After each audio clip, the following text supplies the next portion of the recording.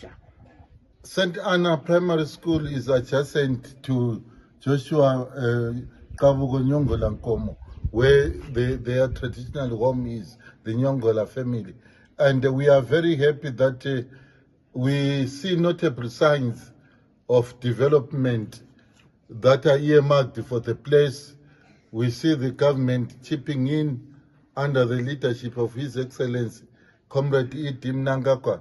We see him taking a special interest in the revival of Joshua Mkavugo traditional home, and we learn that the place at Nyongola is earmarked for developments such as vocational training, such as a guest house, and we have already seen boreholes being drilled there at Nyongola to supply water.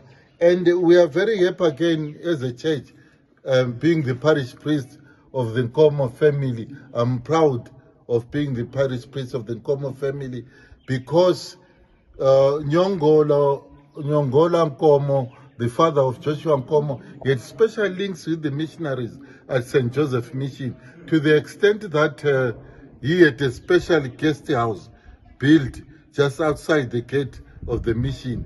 And this is the dream that the government is also perpetuating, the concept of a guest house that was introduced by the father of Dr. Joshua Nkomo, Thomas Nyongola Nkomo.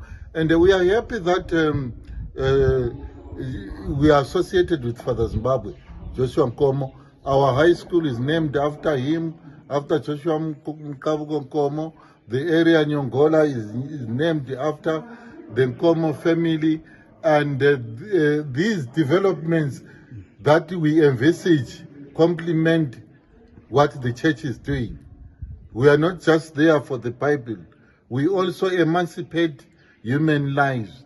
We are also into the welfare or well-being of humanity, as seen by the establishment of schools, hospitals, by the Catholic Church that we have at St. Joseph Mission.